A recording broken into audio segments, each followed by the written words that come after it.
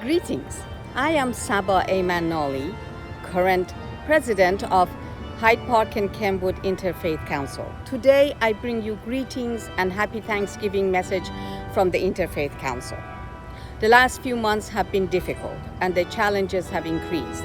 And with those challenges, the disparity of food and wealth distribution has also increased. However, I am proud and thankful that together with all of you, the Interfaith Council has been able to continue and even increase bringing food and comfort to those in need.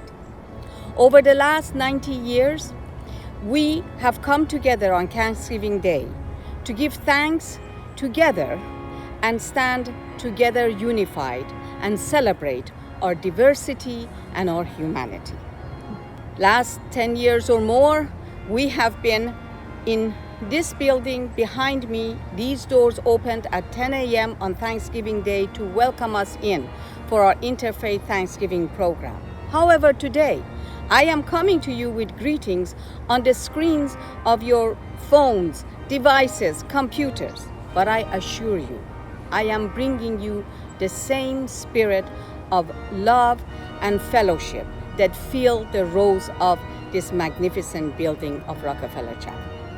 Our program not only will come to you at 11 o'clock in the morning on Thanksgiving Day, but also you can watch it anytime during the Thanksgiving weekend, where if your heart needs a little warming or your spirits to be lifted up.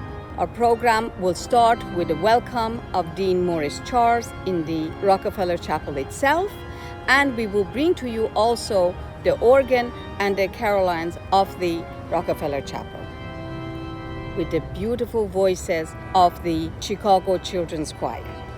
Also be uplifted with the message of our keynote speaker, Najeeba Syeed. These will be accompanied with messages and greetings and sharings from our faith communities and our food and refugee programs. Let us enjoy the joy of being together in faith and in hope.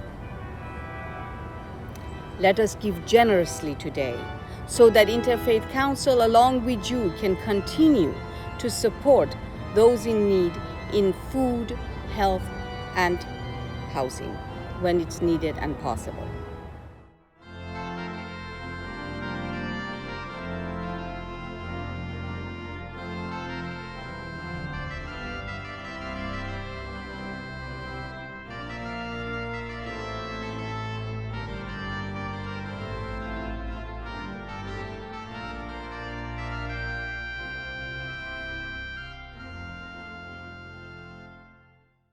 Happy Thanksgiving. My name is Maurice Charles, Dean of Rockefeller Memorial Chapel here at the University of Chicago. It is my privilege to welcome you to the annual Interfaith Thanksgiving service hosted by the Hyde Park and Kenwood Interfaith Council. Ordinarily, I would have the wonderful opportunity to just fling wide the south doors of the chapel and gather all of you from across the neighborhood into this wonderful space. But we understand that at this time, the best way for us to give thanks to one another is to keep one another safe from the novel coronavirus. Today, we give special thanks to all of those healthcare workers and scientists who are working diligently day in and day out to lead all of us to a brighter future. We pray for all who are ill, and especially for those who mourn. In spite of the fact that we can't gather together in this place, I hope you will take this opportunity to give thanks for the work of the Interfaith Council and to see our partners in their natural habitats, as it were, and especially to hear more about the services we provide those in our community who need it most. From the Refugee Project to the hunger programs we sponsor. We also hope that you will show your gratitude by giving to the community through the work of the Interfaith Council. On behalf of all of us at Rockefeller Chapel and the larger University of Chicago, we wish you and your loved ones a happy, healthy, and safe Thanksgiving. God be with you until we meet again, gathered all together, shoulder to shoulder in this special place. God bless you and your families, and may heaven smile upon you.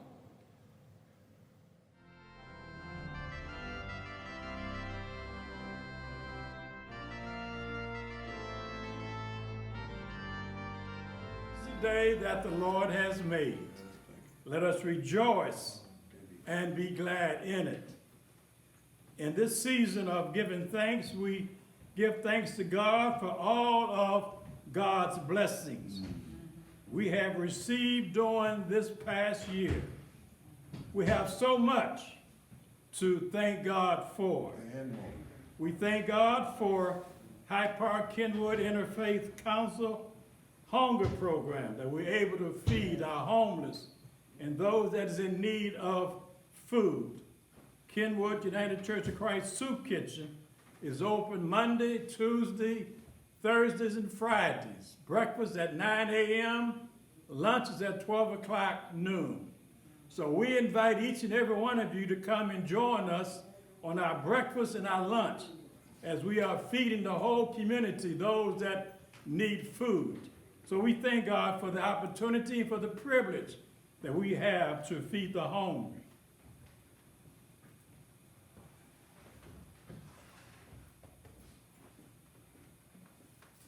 Kenwood Soup Kitchen feeds approximately 25 to 30 each day for breakfast and about 45 to 70 each day for dinner.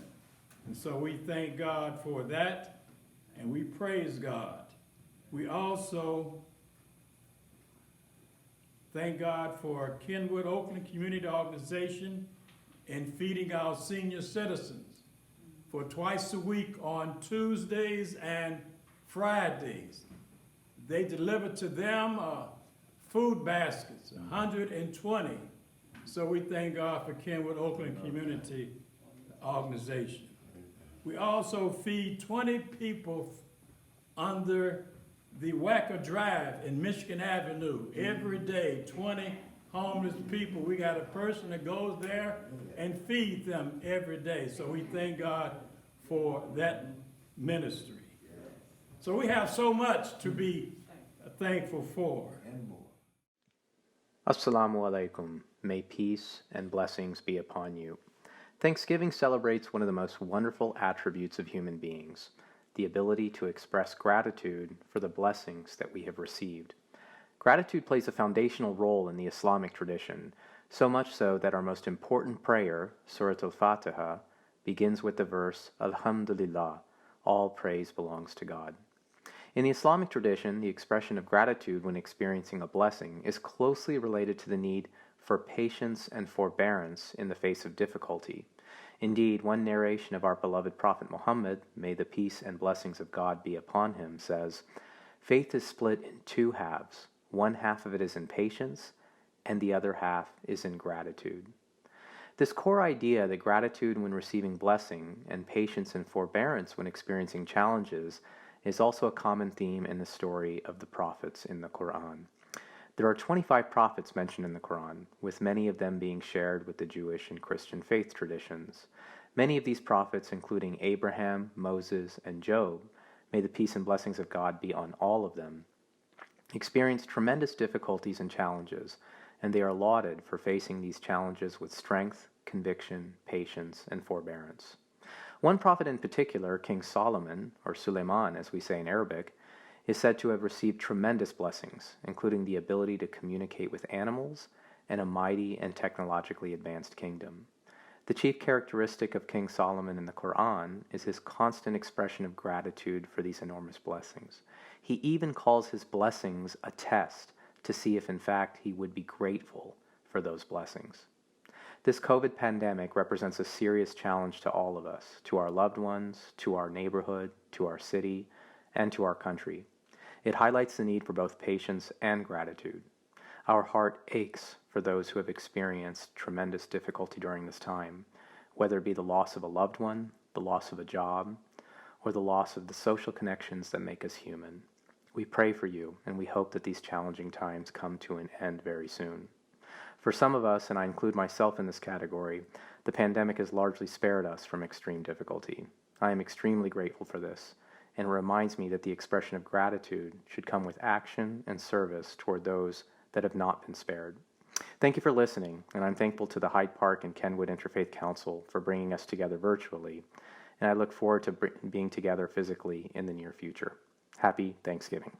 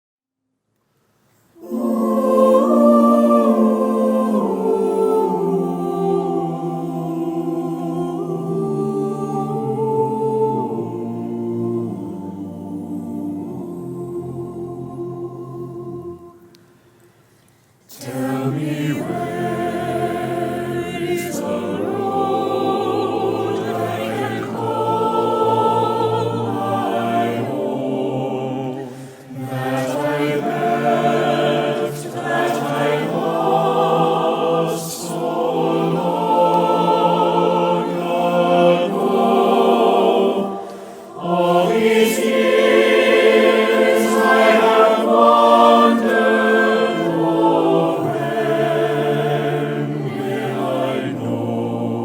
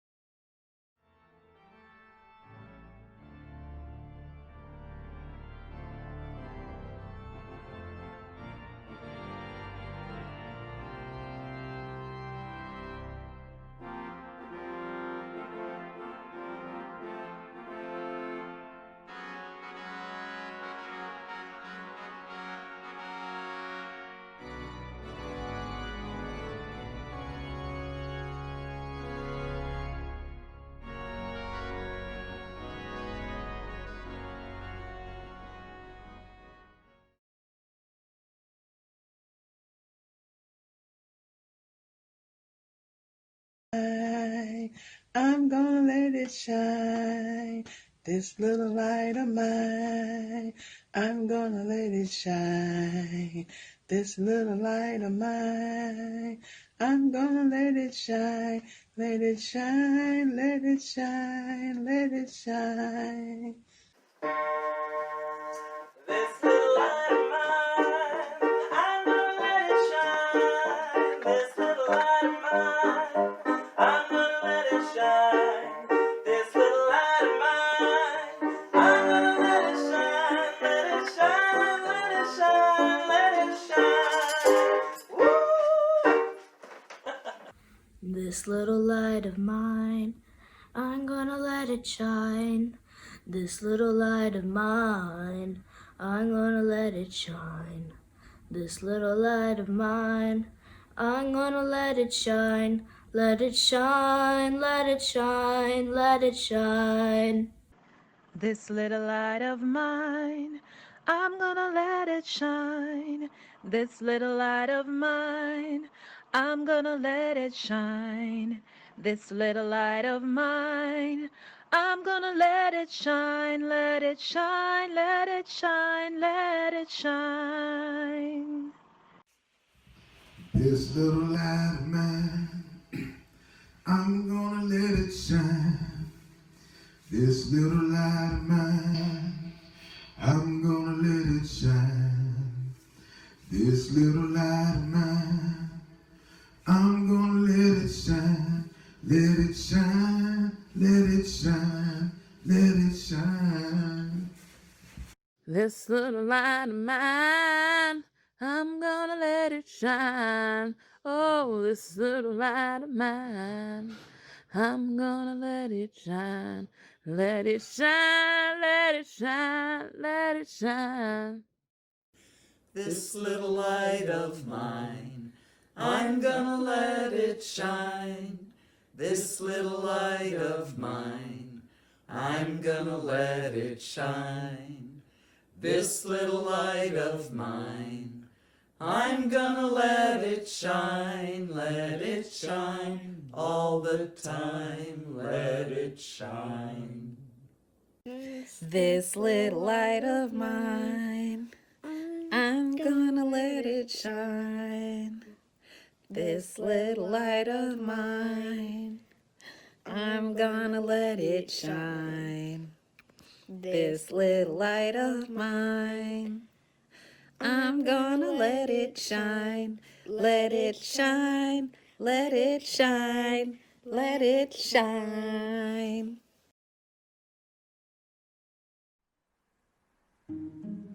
The Hyde Park Refugee Project is a part of the Hyde Park Kenwood Interfaith Council.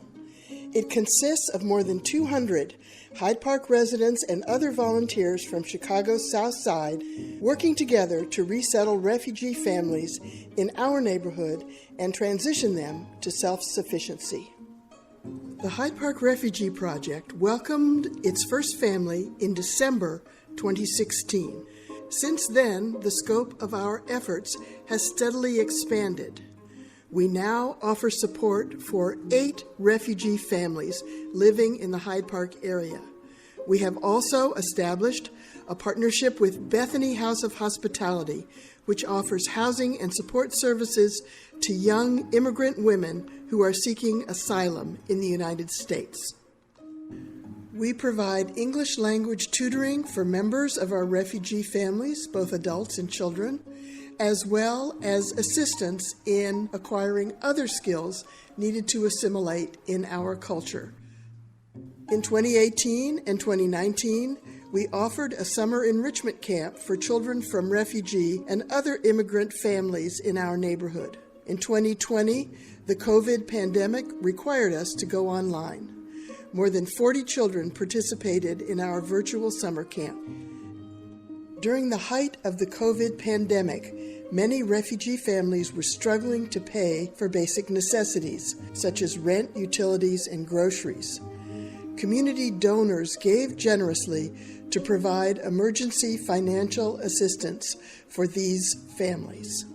When the COVID crisis has passed, we plan to welcome our next refugee family. They came here as refugees. Now they are our good neighbors. 2 young men graduated from high school. A special education student graduated from 8th grade. A father has worked several part-time jobs to support his family. One family took a camping trip out west and visited national parks.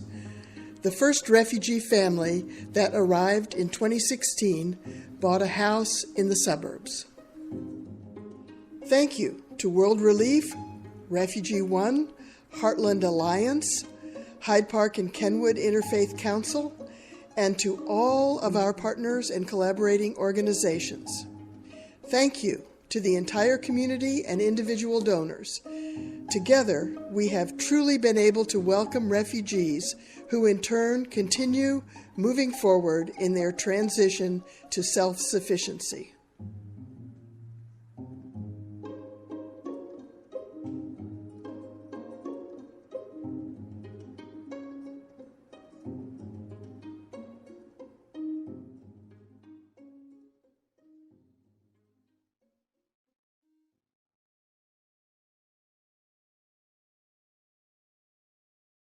So delighted to be meeting all of you today. Unfortunately, I wish it was in person in the beautiful city of Chicago, but as is the case right now, we are living with the reality of COVID-19 in a very difficult time for our country.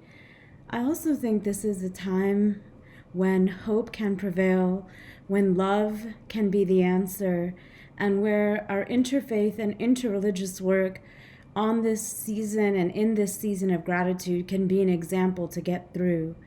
And very often, I think one of the first things we need to consider is, what is our metaphor for justice? How do we approach justice? How does justice come to us? What does it mean? And in my tradition, there's a beautiful chapter of the Quran, Surah Rahman, and I wanted to share some of the verses from it that I think give us a beautiful metaphor for justice. So in this surah, God tells us, "And the skies God has raised high and has devised for all things a measure, so that you might never transgress the measure of what is right. Weigh therefore your deeds with equity and cut not the measure short." This is a beautiful metaphor for justice, because the rest of the chapter of the Quran, Surah Rahman, talks about this. As you see, the way these verses are set up is that balance of creation, the balance of the way that God has established creation with a form of balance and equity that's inherent in that balance, and that really the task of human beings is to make sure we don't transgress that balance. And it is in fact our capacity and our actions that need to be the foundation of how to approach justice. And that, you know, this often I ask my students, when you think of the word justice, what do you think of? And they often have this notion of justice as retribution, as giving and in taking taking from what was given, or, you know, that which is taken from you to get it back. And what this surah tells us, that maybe the metaphor for justice is actually the beautiful way of thinking through this balance of creation. And what's beautiful is that the surah, as it talks about other elements of creation, it leads us to the first of 3 topics that I wanted to think about for our talk today. So the 3 topics are wholeness, healing, and hope. And our view of justice, our metaphor for justice, our approach to justice, it could be one that's transactional, one that looks for, in like kind, seeking retribution for whatever harm you have received. What I think is powerful about the introduction of spirituality, of faith, of ethics into this space is that it helps us, as this chapter of the Quran does, to think about justice as ecosystemic. This idea that justice is this balance of creation. And it helps us also do another thing in seeking wholeness, the wholeness of the balance and that establishment of the wholeness, not just for me, it gives us a powerful sense of interdependence.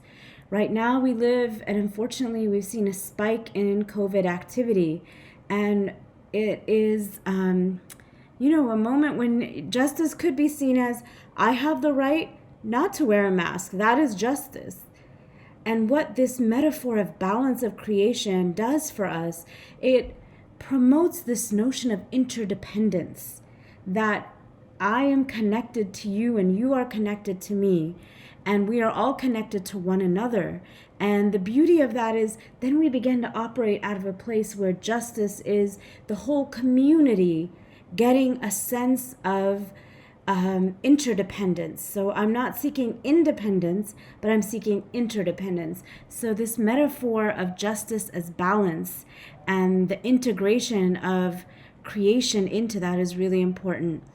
Another piece that's really, I think, really a part of what is happening in our world right now, and the reason it's important to think of justice not just based on you and me, is we need to animate the voice of the earth. And that, I think, is what spiritual, religious, and ethical leaders can do. And this animating the voice of the earth in the calculus of justice, when we begin to think of it as a balance of creation, then inevitably the earth becomes a part of that conversation. She can't speak on her own. In our tradition, she is animated as a she. She can't speak. But part of the human being's responsibility is to be there, as we say in our tradition, to be a vicegerent or a representative or of God on this earth, that we engage with the earth. And there's another beautiful verse of the Quran that says that on the day of judgment, when we are judged before God, the earth will be asked. God will say, speak, tell us what human beings have done, and the earth will unburden herself of the things that human beings have done. So that's why one of the beautiful ways in the Quran that we're told how to walk is to even the way we tread on the earth, we walk, should be light. It should be not harsh, because part of our humility is to other human beings, but it's also humility to the earth, to not be so arrogant that even the way we walk on our earth is something to pay attention to. The Quran tells us that also animals have organized communities like human beings have, that there is, in fact, the examples of many animals, the ways that they organize their structures, whether it's bees or other animals. It's a powerful lesson for all of us to remember that justice is about a wholeness of humanity at one level, and at the most profound and the sort of the way that it has the most implications for our vision of earth as a part of it, as other beings, is ultimately this notion of wholeness. So that climate change becomes a part of the conversation, the impact of disasters on all forms of creation. We begin to think about not just a reaction and a response and a crisis response, but we begin to think about what does it mean to look at the earth as a part of this conversation, and what does it mean to be in balance with all of creation, and how do we when we transgress that balance, what happens when human beings, when we consume too much energy, when we overfish, when we take from this balance of creation, we are in fact a part of that balance, and we have to be careful about transgressing those bounds. So that is really this first component that I wanted us to think about, is this notion of what does it mean to look like and engage in justice. Not just what are you fighting against, but what are you building? What do you stand for? And that's where religion, spirituality, ethics, your cosmology, however you frame your tradition, and whatever it may be. Maybe you come to this table without one religious tradition. Maybe you come with multiple. Maybe you come with maybe you're not identifying with any religious tradition, but there are ways to have these conversations around the notion of justice as a vision for wholeness. So the second thing that I wanted to have us to think about is, if our vision in the interfaith realm and working together is for an establishment of wholeness and interdependence of creation and the flourishing of all beings on our communal home of earth, how about this notion of healing? And to me, I have become more and more engaged with the work of healing justice. You can read some of the articles written by Prentice Hempel and others on the notion of healing justice. And from my perspective, the Quran tells us that Prophet Muhammad's mission on earth was to be rahmatan lil alameen, to be a source of compassion to all worlds, to all, and it doesn't say just to Muslims, but actually to everyone that inhabits these realms. And what's beautiful about that, as many of you know, the term rahama comes from the root word for womb, as does it in Arabic, this idea of rahama. So Prophet Muhammad was sent as this rahmatan lil alameen, this source of compassion. And for those of you that have carried a child, or any of us that came through that process of that womb from our mothers, that is a very special relationship. That is a kind of compassion that is not just one in which you're caring for others, but you are an agent of healing. So that wherever you go, whoever you engage with, whatever your transaction in the world is, it is built on this connection, this umbilical connection to each other. And that is the mission of Prophet Muhammad sallallahu alaihi wasallam, upon him be peace. And as someone who seeks to embody what the Prophet Muhammad brought to this world, I think often of us not as peacemakers alone, but as peace producers. How do we come into a vision of healing so that we understand that sometimes religion has been used for healing, but sometimes it has also been used to hurt. Sometimes religion has been used to justify racism. Sometimes religion has been used to justify hate. So part of the healing justice approach to interfaith engagement is to recognize that part of our work as angelic troublemakers, as Bayard Rustin said, which is the title of this talk, is to be able to see the places where power and privilege have created spaces that are not healing for everyone, where structural violence, as Galton says, such as the prison system, create structural violence. They're not necessarily hurting one person individually, but the structures that have been created. If we think about COVID-19 right now, when people don't have access to health care and you are dealing with a deadly disease, one of the ways structural violence functions is that it creates a system that of hierarchy, of access to that which cares for the human body. So as we think about this interreligiously, we acknowledge, when has religion been a healing agent? When have spiritual leaders been healing agents? When have they also been agents, unfortunately, in supporting bias, in supporting forms of structural violence? And how can we galvanize ethics, morality, faith, spirituality to become agents of healing, and to recognize it's not just about healing at the individual level, it's not even just healing at the community level, but it's looking to the structures that govern our daily life, and are they supporting the healing of individuals, or are they in many ways built for the exclusion of others? And how do you and I, as interreligious or interfaith leaders, come to this conversation? And what is our agenda really for the next decade? And I wanted to end with this notion of hope. I don't think that hope is a doctrine or a belief or an affect. I think hope is a process. I think hope is deeply embedded in the community, and it's something that is communal. So hope doesn't exist just as an idea. To me, hope is a process. Miriam Kaba, who does a lot of work on prison abolition, talks about hope as a discipline. In my work, I have been utilizing this notion of hope as a process, particularly grounded in community. So what is the guidance from the Muslim tradition on this? The Quran tells us that in Surah Asr that indeed people are at a loss except those who do righteous deeds and advise each other to truth and patience.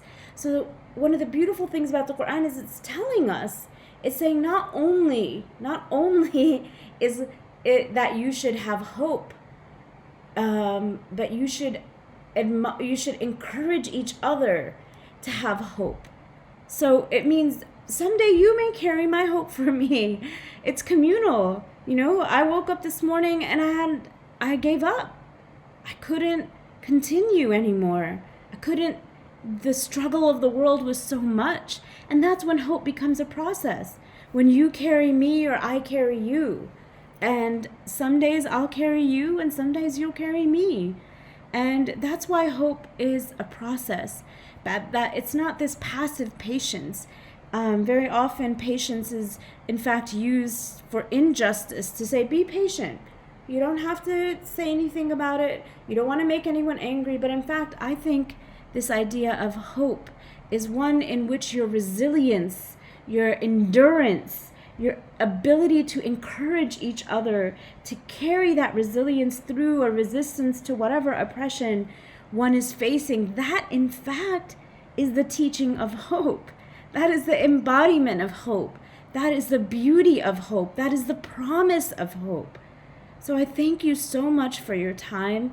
I wish I was there with you in person, but I want you to know that even in the most difficult of times, we can and we will and we have together have this ability to think about the wholeness of the vision of the earth and all of creation, and how we together actualize a sense of wholeness, that in a time of radical individualism and care for just me, that this is an answer that we bring in the interfaith movement, that we believe in that interdependence, we manifest it, and that is what justice ultimately looks like, a sense of wholeness and balance and equity and sharing of resources. That we think about ourselves as agents of healing. If you think about great leaders like Dr. King, not only was he someone who brought a promise for a new vision of the world, but it was a process of healing the systems that were, in many ways, the segregation system was built on the violence against human bodies and separating them and giving hierarchies. If you think about Nelson Mandela in South Africa, if you think about some of the work Gandhiji did also, this idea of trying to build a sense of how do we think about healing systems? How do systems, instead of perpetuating inequity and violence, how do they become places of hope and joining of one another? And all of our traditions actually have this healing component built into them. If you think of some of the great teachers of the Baha'i tradition, so many of the sayings and the teachings are built on the notion of healing and bringing together people of different traditions. In the Sikh tradition, the very act of langar, of giving of food to anyone and everyone who comes to your door, that in itself is a healing ritual. No one is turned away with an empty stomach. And so there's so many examples of communal healing. We think of the beautiful story of Rabbi Abraham Heschel, who's walking on this bridge with Dr. King. And for him, healing was praying by walking and marching. It was healing the past wounds, but also this notion of our very existence on this earth is to recognize the wounds, to name the wounds, and to be agents of healing. And the profound example of all the people that I talked about is that you don't just do it. You don't just do it by yourself. You do it in community. Indigenous leaders like Winona LaDuke really give us a vision for how that healing includes, as I said, the notion of the earth and others, and all creation in that balance. So last of all, I encourage all of us, I know that this is a difficult time. That hope feels like it has flown away. I hope that whatever spiritual practice you have, that some of the greatest leaders, I'm thinking about Thich Nhat Hanh, this idea of the endurance that he had, that he faced so much physical, emotional, and other forms of very, very difficult times, that he became, and his community became, an embodiment of this hope against so many odds. So, as his spiritual practices, as Cesar Chavez talked about also and did very much in his work, he was an embodiment of hope against odds that seemed insurmountable. And both of them, by the way, did spiritual practices. We think of Cesar Chavez's spiritual practice of fasting for discernment of ideas, that we have spiritual practices that are communal, that we share, that whether it's meditation, whether it's whatever it may be, that build that capacity for hope. Thank you so much. I'm delighted to be a part of this event, and I look forward to seeing you soon. For Christians, an important question is, who is Jesus? From the very beginning of Christianity, artists have drawn and painted and sculpted Jesus, often in their own image, like in these ancient frescoes from Western Turkey and Rome. Today, many white American Christians are realizing how problematic it is that they've grown up in a world surrounded by images of white Jesus. When we only see Jesus in one way, we are cut off from each other, overlooking and excluding. We put up a barrier between ourselves and people of other faiths who revere Jesus as a prophet in their own tradition. At Augustana, some of the art in our church helps us to remember the universality of Jesus. This sculpture, Jesus before Pilate, is not easily identified by race, but shows emotion recognizable to anyone. Sadao Watanabe envisioned Jesus as Japanese, washing the feet of his Japanese disciples, blessing Japanese children, being blessed by a Japanese Simeon in the temple, and being born to a Japanese Mary and Joseph. The congregation is led by this processional crucifix from Cameroon that envisions Jesus as a Black African. The cross is easily removed from the nave, transforming Augustana's worship space into sacred space that is more easily shared by people of other faiths. This Thanksgiving Day, let us recognize the sacred in one another and give thanks for our partnership together through the Interfaith Council.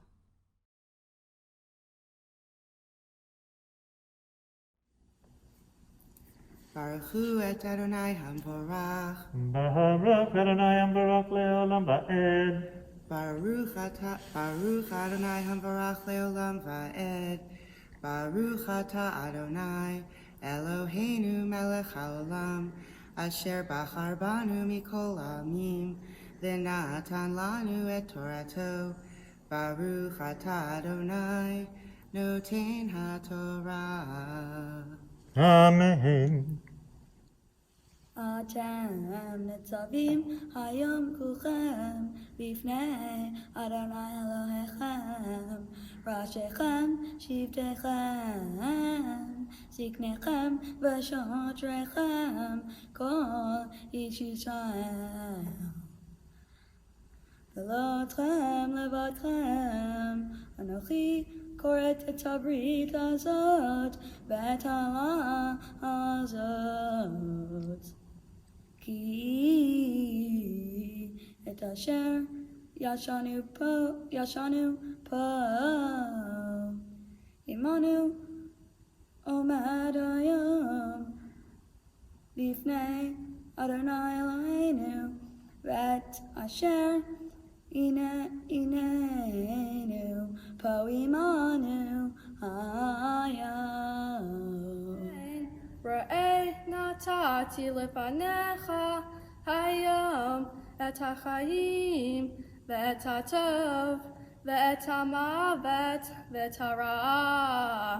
העידותי בכם היום את השמיים ואת הארץ, החיים והמוות נתתי לפניך, הברכה והקללה, ובהרת בחיים למען תהיה אתה וזרעך לאהבה את אדוני אלוהיך, לשמוע בקולו ולדבקו, כי הוא חייך באורך ימיך, לשבת על האדמה אשר נשבע אדוני לאבותיך, לאברהם, ליצחק וליעקב, לתת להם. ברוך אתה אדוני אלוהינו מלך העולם, אשר נתן לנו תורת אמת וחיי עולם נטע בתוכנו. ברוך אתה אדוני נותן התורה. אמן.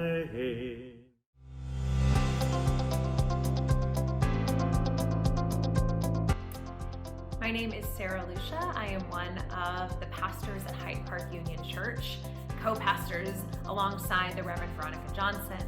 And we are so grateful to be able to be part of the hunger programs by serving as the financial manager, as well as our building being the home for the food pantry. And the hunger programs, they've been part of our neighborhood for over 40 years. They have always been such a vital service to our community. And something that's always really inspired me about them is its neighbors serving neighbors, local volunteers showing up each and every week to serve our local patrons. And it's become so much more than just an organization addressing hunger. It's also a place where community has been built through all these years of service. My name is Jan Deckenbach, and I'm the director of the Hyde Park Kenwood Food Pantry, which is one of the two agencies of the Hyde Park Kenwood Hunger Programs. First of all, to our host site, Hyde Park Union Church. We are not part of the congregation, but when the building closed, they have allowed us to operate without interruption for the entire time of the pandemic. Thus, we have an unbroken streak of 39 years of operating without ever closing. We have had the numbers go up and down. Our census doubled at the beginning of the pandemic with the shutdown of the entire state. And we're, I guess, serving somewhat less than double the population now that people can go back to work. So anyone who's interested in donating cases of things, be it food or PPEs, we're interested in hearing what you have to propose. We are so grateful, so grateful at this time of Thanksgiving for the outpouring of generosity from the community.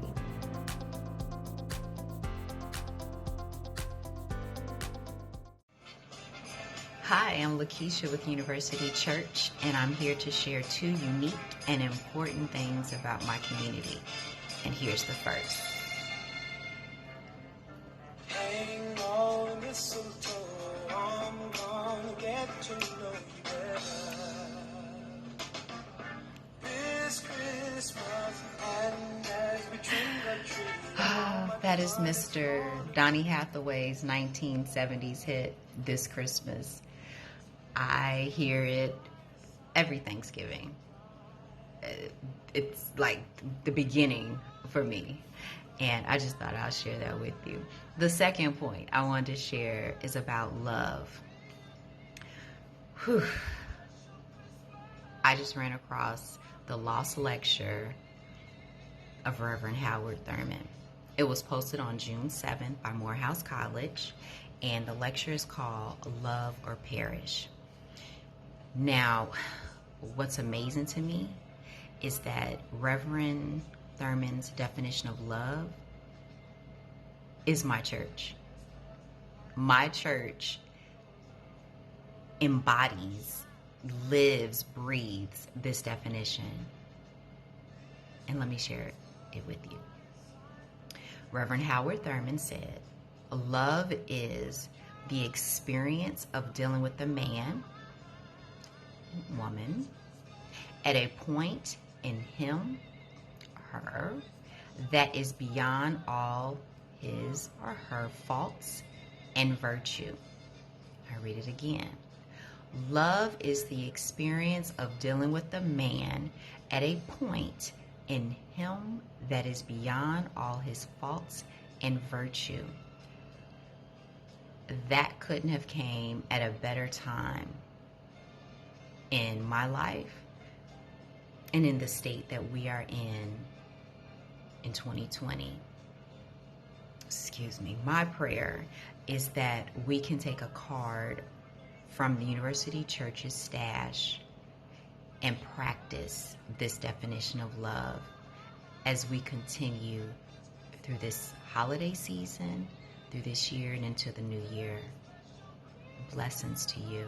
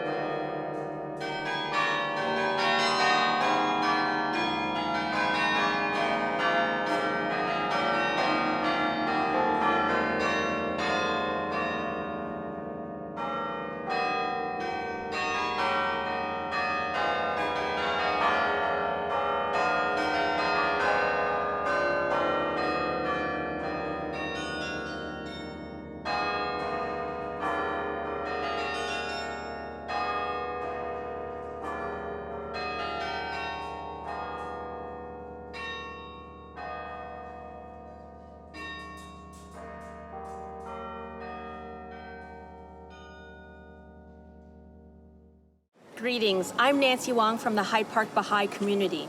And I am Miriam Wamble. We bring you the best wishes on this Thanksgiving Day and hope that your family will be blessed with joy and health. As Baha'is, we strive to create unity and advance the cause of justice for all peoples in our city, our nation, and the world. We'd like to share with you a glimpse of a few grassroots activities of the Chicago Baha'is over the past year. The second annual King Day of Service of Bronzeville, planned by Syeed and Kelsey Taylor, brought together like-minded organizations in Bronzeville, funders, and over 200 volunteers of all ages to conduct 12 different service projects at 3 Chicago public schools, a senior home, and 2 youth community centers. Libraries were organized and bathrooms were painted with positive quotes.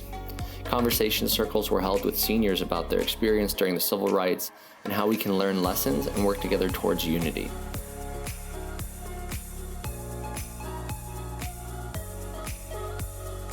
The 2-day Be the Healing Conference addressed topics of systemic racism, trauma, and healing with a cross-sector of approximately 350 educators, social workers, housing advocates, health professionals, and community members that work with children and families in Chicago. Our Chicago community increased its capacity to co-create activities that edify souls and nurture spiritual aspirations. Toda associação com os impulsos. Very good. Those were beautiful prayers. Thank you for sharing them.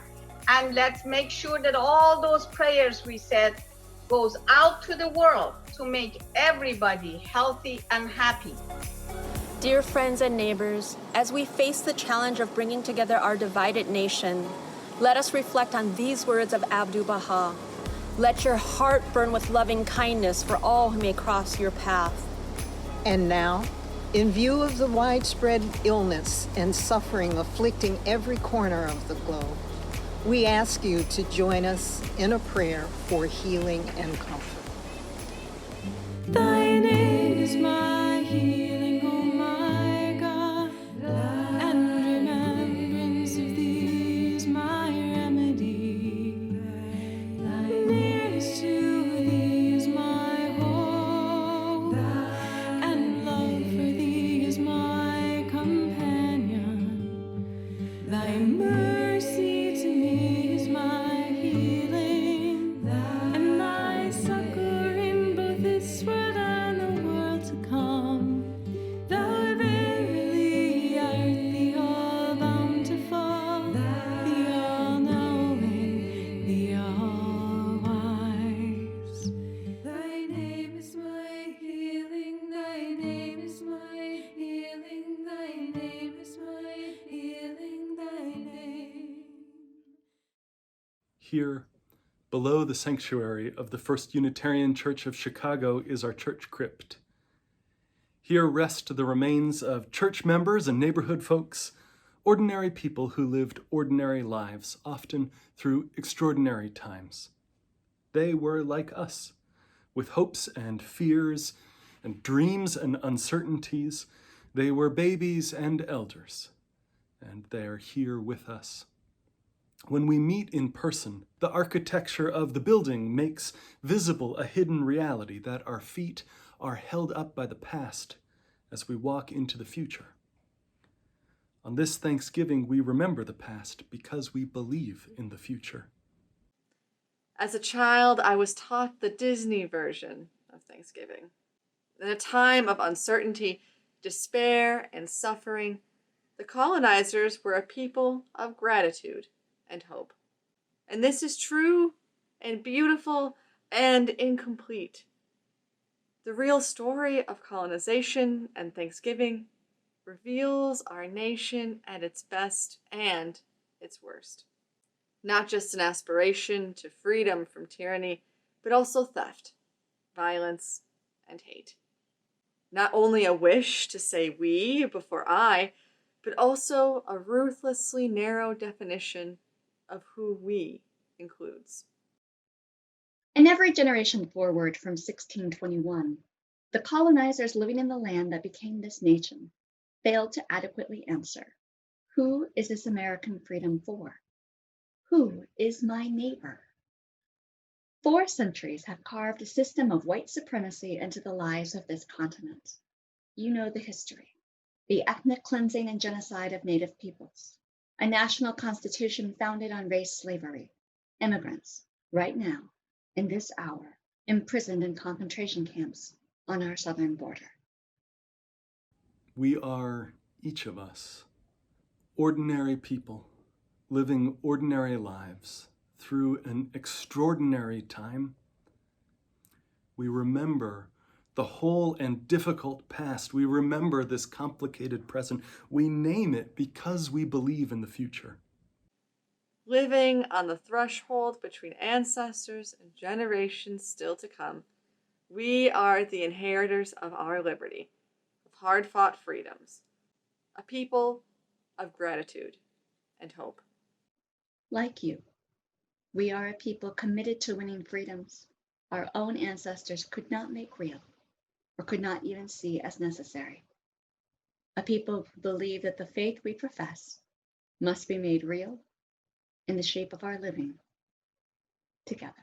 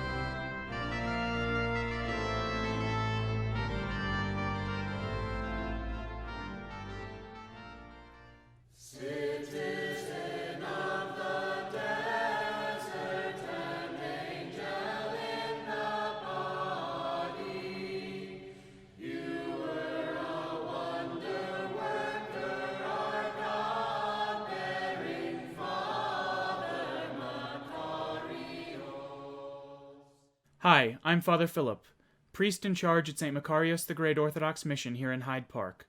I want to tell you a story of giving thanks in extraordinary and difficult circumstances. It's the story of a hymn of praise, called in the Orthodox tradition the Akathist of Thanksgiving. This hymn was originally composed by a Russian bishop named Trifon in the early 20th century, in the midst of the great social upheavals caused by the Russian Revolution. Another title for the Akathist of Thanksgiving is Glory to God for All Things. These words were borrowed from the dying lips of St. John Chrysostom as he was slowly marched to his death in exile in the 4th century. These words, Glory to God for all things, are not words of mere sentimentality. They come rather from the depths of an ancient faith that has been tested and tried in the fires, and yet, in defiance, finds joy and hope in the life that God has given us. Let us learn from the words of this Akathist. Glory to thee for calling me into being. Glory to thee, showing me the beauty of the universe. Glory to thee for the feast day of life. Glory to thee for the perfume of lilies and roses. Glory to thee for each different taste of berry and fruit. Glory to thee for the sparkling silver of early morning dew. Glory to thee for the warmth and tenderness of the world of nature. Glory to thee for the numberless creatures around us. Glory to thee at the hushed hour of nightfall. Glory to thee covering the earth with peace. Glory to thee for the last ray of the sun as it sets. Glory to thee for sleep's repose that restores us. Glory to thee for the love of parents, for the faithfulness of friends. Glory to thee for the unforgettable moments of life. Glory to thee for the heart's innocent joy. Glory to thee, transfiguring our lives with deeds of love. Glory to thee, making thyself known where we show mercy on our neighbor. Glory to thee, O God, from ages to ages. Truly, glory to God for all things.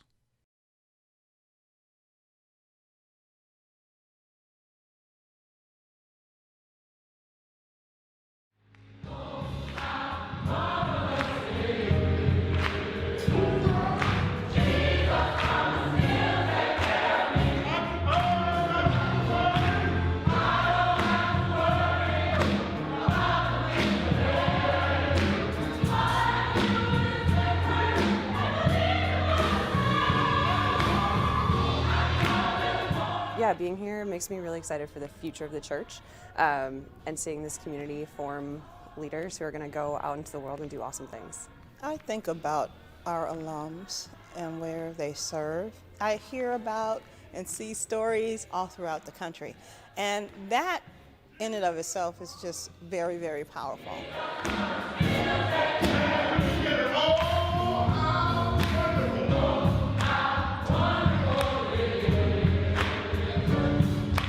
LSTC has a particular niche in the world of theological education. And so to sort of be the pioneers of that is really wonderful to come back now and see that we actually have a curriculum that was designed both by students and by faculty that includes a lot more voices.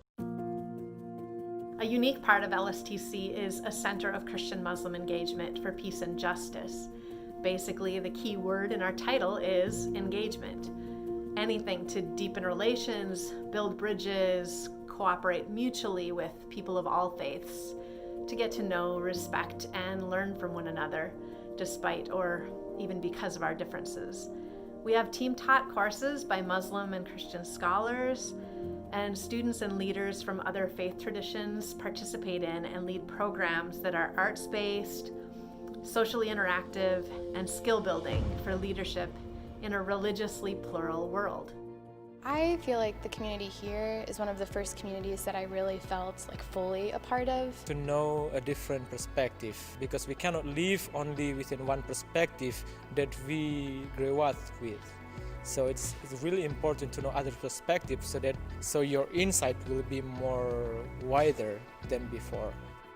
I really appreciated the public church emphasis, so thinking about what it means to be church, not just within the walls of our old sanctuaries, but also in the streets and in community and in houses. When we came, I felt very welcomed. Not only did I feel welcome, but I felt that my daughter was welcomed as well.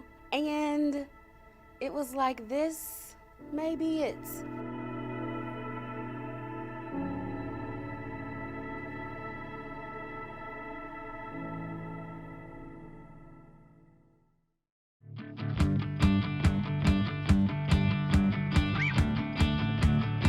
It's not just about singing, it just makes you feel at home.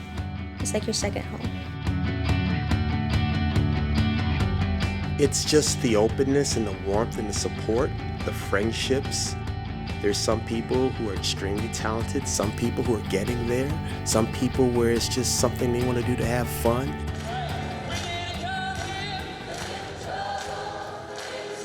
And everyone's welcome. Everybody gets to be a part of it. Because if you weren't there, like, it would be a little bit different. My daughter, to this day, has confidence problems, but where she is now, compared to where she was, it's astounding. She feels shy when other people listen to her at home, but when she's up on the stage amongst the other choir members, she just lets it all go. She lets it all out.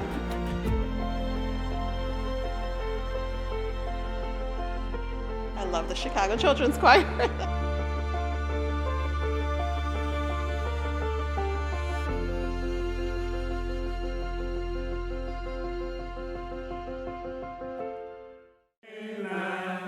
Tell him what you want. Jesus is on the main line.